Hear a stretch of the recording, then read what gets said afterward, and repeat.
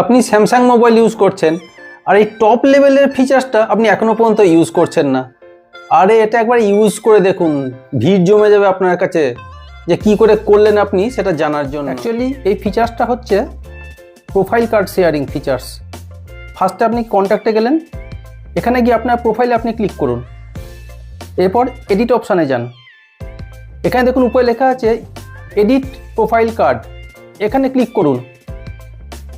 এরপর change profile card, যেহেতু আমার করা আছে সেই জন্য চেঞ্জ অপশানটা আসছে। চেঞ্জ প্রোফাইল কার্ডে ক্লিক করুন। এখানে দেখুন আপনার গ্যালারিতে যা যা ছবি আছে সেগুলো এখানে শো করছে, এখানে ক্লিক করুন।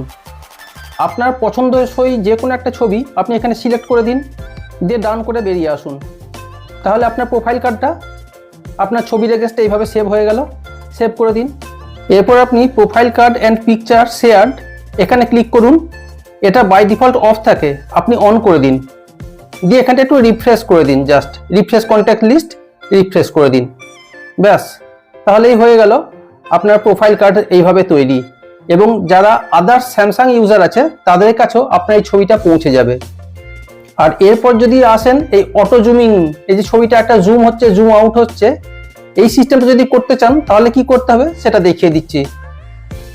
আপনার ফোনের অ্যালবামে গিয়ে আপনি একটা ছবি সিলেক্ট করলেন, এরপর উপর দিকে একটু স্ক্রল করলেই দেখবেন একটা অপশন আছে লাইভ এফেক্ট, আপনি এই অপশনটাতে ক্লিক করে দিন। এই দেখুন অ্যাডিং লাইভ এফেক্ট, এই দেখুন automatic zoom in zoom out হচ্ছে। এবার সেভে কপি করে দিন আপনি। এরপর আপনি আপনার প্রোফাইলে আবার ক্লিক করুন, এডিট অপশানে ক্লিক করুন, এডিট প্রোফাইল কার্ডে ক্লিক করুন, চেঞ্জ প্রোফাইল কার্ড, এখানে দেখুন এই ভিডিওটা চলে এসছে, এইটাকে সিলেক্ট করে দিন।